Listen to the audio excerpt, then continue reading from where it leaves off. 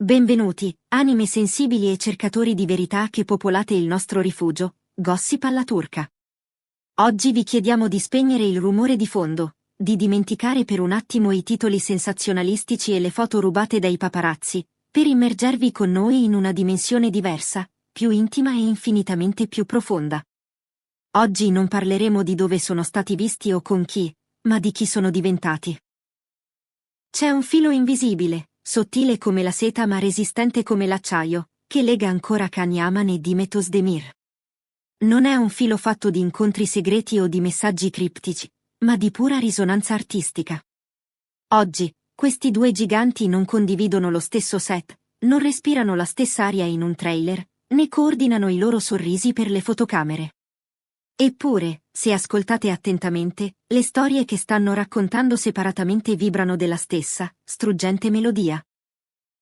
Prima di iniziare questo viaggio nel cuore della loro arte, vi chiediamo un gesto fondamentale per la nostra comunità: iscrivetevi al canale, attivate la campanella e, se volete sostenere un giornalismo che guarda oltre l'apparenza e scava nell'anima, cliccate con decisione sul tasto Unisciti. Non siamo qui per percorrere il viale dei ricordi con nostalgia stucchevole, né per alimentare le solite speculazioni su una riconciliazione che appartiene più ai desideri dei fan che alla realtà. Non ci interessa tenere un punteggio su chi stia correndo più veloce o su chi abbia raggiunto vette più alte. La domanda che ci poniamo oggi è molto più intima, quasi filosofica. Cosa si muove? Cosa cambia geologicamente dentro due persone dopo che un legame profondo si spezza o si trasforma? E, cosa ancora più cruciale, come questo mutamento invisibile ridisegna i contorni della loro arte? Con il progetto Blue Cave, Can Yaman ha compiuto un passo che molti non si aspettavano. È uscito dal mantello protettivo del semplice attore, del sex symbol ammirato per la sua estetica, per entrare direttamente nel flusso sanguigno della narrazione. Non si limita più ad abitare un personaggio scritto da altri, ora costruisce l'impalcatura, inchiostra le righe, soffia vita nei silenzi che intercorrono tra le parole. Scrive, narra, dà corpo e sostanza a sentimenti che la maggior parte di noi ha imparato a tenere a bada, chiusi a chiave in stanze buie della mente. Dall'altra parte dell'orizzonte, con due mondi, un desiderio, titolo adattato, Demet Özdemir compie un atto di ribellione gentile ma fermo. Schiva anni di chiacchiere superficiali, ignora i commenti che iniziavano con «è bellissima», ma e rompe le scatole in cui l'industria ha tentato di confinarla. Mette tutto da parte e afferma, senza alzare la voce ma con una potenza devastante: non sono qui solo per recitare la verità di qualcun altro. Possiedo una verità tutta mia, e ora ve la racconto. Questi due film, queste due opere d'arte, non sono nati dal caso. Non sono meteoriti caduti in punti diversi del pianeta Terra per una coincidenza astrale. Non sono risposte ai titoli di gossip, né messaggi in bottiglia lanciati attraverso il vuoto siderale che li separa. Sono il bagliore residuo, la luminescenza persistente di ciò che accade quando due persone affrontano la stessa tempesta, ne escono vivi, e poi continuano a camminare in direzioni opposte, ma sotto lo stesso cielo. Se vi siete mai chiesti, è davvero solo una coincidenza, allora restate con noi. Perché alcuni amori acquisiscono il loro significato più nitido solo quando finiscono. Alcune corde non si spezzano. Cambiano semplicemente frequenza, diventando un ritmo di fondo piuttosto che una catena. Ed è proprio qui, in questo spazio sacro dell'ispirazione condivisa, che ora vive la storia di Can Yaman e Demet Özdemir. Nel tritacarne del gossip quotidiano, tendiamo ad appiattire la complessità umana in due titoli facili: è iniziato e è finito. Ma la verità, quella che sfugge agli occhi distratti, è che ciò che finisce è solo l'etichetta. L'impronta, le abitudini mutate, i silenzi scoperti di recente, la percezione del mondo che è cambiata irreversibilmente, tutto questo resta. Quando Can e Demet hanno preso strade diverse, non c'è stato il disfacimento pubblico e disordinato che spesso accompagna le rotture celebri. Nessuna dichiarazione avvelenata, nessun dramma lasciato a marcire sotto il sole. Il suono che ne è seguito è stato, invece, un silenzio denso. E col tempo, quel silenzio si è trasformato in una domanda che il mondo ha continuato a porsi: cosa stanno creando ora? che non erano in grado di creare prima. Per Can Yaman, la recitazione non è mai stata solo un mestiere. È artigianato, disciplina ferrea, controllo del corpo e della mente. Ma Blue Cave ha aggiunto uno strato geologico nuovo, la compulsione a plasmare una narrazione dall'interno verso l'esterno. Un attore non inizia a scrivere per caso. Quel momento si allinea sempre con una realizzazione privata e dolorosa, la consapevolezza di non essere più soddisfatto di essere solo la voce per i pensieri altrui. Nasce il desiderio di scavare un'arteria direttamente dal petto alla pagina bianca. La storia di Blue Cave non si veste degli abiti comodi e rassicuranti della classica storia d'amore turca. È tessuta meno con i fili della conquista amorosa e più con quelli delle comprensioni che arrivano tardi, pesanti e oneste come pietre. Il personaggio di Cem entra in scena composto, preciso, forte. È un uomo che tiene il coperchio ben saldo sul suo cuore perché ha imparato a sue spese quanto possa essere efficace il silenzio come armatura. Ma il film ruota attorno a una domanda scintillante e terribile: è davvero troppo tardi per certi sentimenti, o siamo stati solo troppo spaventati per dirli in tempo? Questa domanda non si limita a perseguitare il pubblico in sala.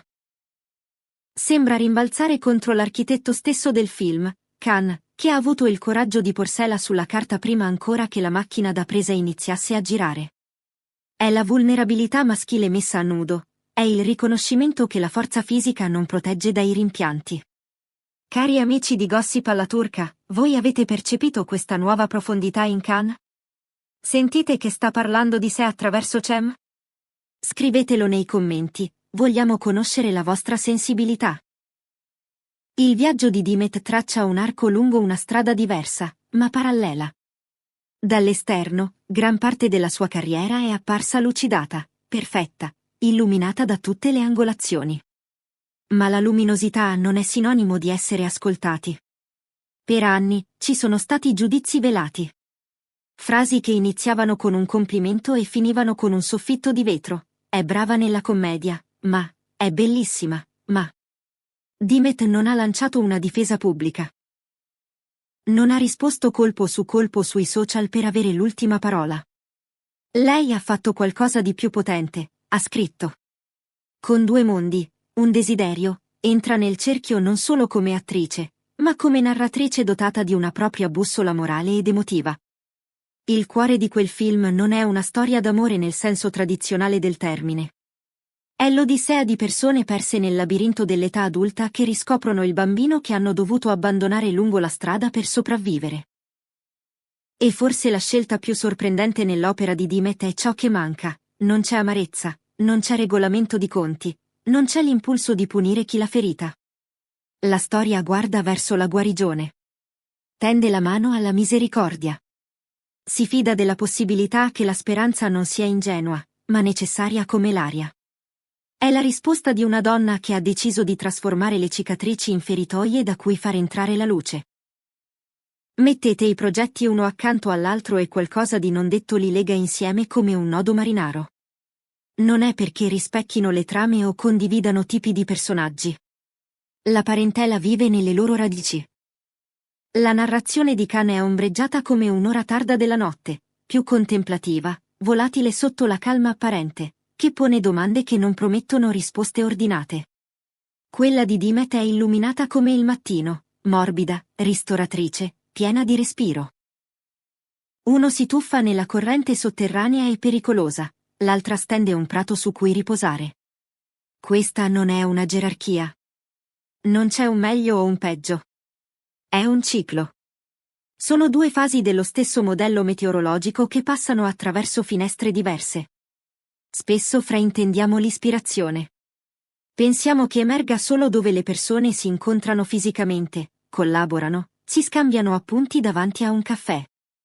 Ma la vera ispirazione, quella animica, può viaggiare come un segnale radio. Nessun contatto richiesto. A volte, ciò che una persona osa fare, come guardare dentro il proprio abisso, dà a un'altra persona il coraggio di rispondere alla propria chiamata, come cercare la luce. Quando Khan ha scritto Blue Cave, quando Dimet ha pennellato Due mondi, un desiderio, non era un duello a distanza. Era un risveglio parallelo. Due risposte che salgono dallo stesso silenzio condiviso. Perché le riviste e i siti di gossip faticano a decifrare questo momento? Perché la narrazione rifiuta il copione comune. Non ci sono rotture drammatiche su cui capitalizzare, nessuna intervista acida da analizzare parola per parola. Nessuna cornice chiara di vincitore e perdente che trasforma le vite umane in un tabellone segnapunti. E proprio per questo, questa storia ci attira di più. Invita alla domanda reale: le persone possono cambiare genuinamente dopo che l'amore finisce? Possono portare con sé la lezione piuttosto che la ferita infetta? Kane e Dimet, senza discorsi o slogan, offrono un sì stratificato e complesso. Nessuno dei due rinnega il passato. Nessuno dei due lo riproduce per attirare l'attenzione. Non c'è fame per l'applauso della nostalgia, nessuna frecciatina criptica, nessun botta e risposta per accendere il ciclo del gossip. Solo il lavoro si alza in piedi e parla. E a volte, nell'arte come nella vita, questo è un tuono sufficiente a scuotere il mondo. La conclusione a cui arriviamo è disarmante nella sua semplicità, la forza tranquilla dell'ispirazione reciproca. Alcune ispirazioni scivolano sotto la porta e si stabiliscono dove meno te lo aspetti. Alcuni amori continuano a alterare il modo in cui respiriamo molto tempo dopo che l'addio è stato detto. È lì che ora camminano Can Yaman e Dimet Özdemir. Non insieme, mano nella mano. Ma nemmeno separati nello spirito. Stanno viaggiando sulla stessa strada della maturità emotiva, solo su lati opposti della carreggiata, ognuno portando una lanterna di colore diverso. Guardate dove si trovano oggi, questa non è una rivalità. Non è un grafico di cui la linea sale più in alto. È la cronaca di due artisti che un tempo condividevano un mondo intenso e ora rispondono alla stessa domanda esistenziale con due voci distinte. Can parla del peso delle parole non inviate, del dolore delle realizzazioni tardive, della fragilità privata di un uomo che si è addestrato a essere incrollabile. Attraverso Cem, lascia che il controllo tremi quel tanto che basta affinché la verità scivoli fuori. Dimet, dal suo punto di osservazione privilegiato, ci ricorda non che dovremmo rimanere bloccati in luoghi incompiuti, ma che ci è permesso guarire e mantenere la fede, che la vita può ancora salutarci con l'inaspettato anche dopo che il sipario sembra essere calato. Mettete i film uno accanto all'altro e non ottenete uno scontro, ottenete un completamento. Forse ciò che il loro amore ha insegnato a entrambi è stato semplice e implacabile. Quando un sentimento è bloccato dentro, diventa una tempesta. Uno ha risposto a quella tempesta con un viaggio notturno attraverso le grotte dell'anima, l'altra ha risposto con l'alba di un nuovo desiderio. Mappe diverse, stessa destinazione, raccontare la storia che non smetteva di premere contro le costole. Siamo giunti alla fine di questa analisi, che speriamo abbia toccato le corde più profonde della vostra sensibilità, qui su Gossip alla turca. La storia di Can e Dimet ci insegna che l'arte è l'unica vera lingua in cui l'amore non muore mai, ma si trasforma. E voi? Vedete anche voi questi riflessi speculari nelle loro opere? Credete che le loro anime artistiche stiano ancora dialogando a distanza? Scriveteci le vostre riflessioni nei commenti, perché la vostra voce arricchisce la nostra narrazione. Se avete apprezzato la profondità, la cura e la passione con cui abbiamo trattato questo argomento delicato, lasciate un like e condividete il video con chi sa apprezzare la verità oltre il gossip. Ma soprattutto, se volete essere i custodi di queste storie e permetterci di continuare a svelare i segreti del cuore delle stelle, vi invitiamo caldamente a cliccare sul tasto Unisciti. Il vostro supporto come membri è la luce che guida il nostro cammino. Grazie per essere stati con noi. Al prossimo video, dove l'emozione è sempre protagonista.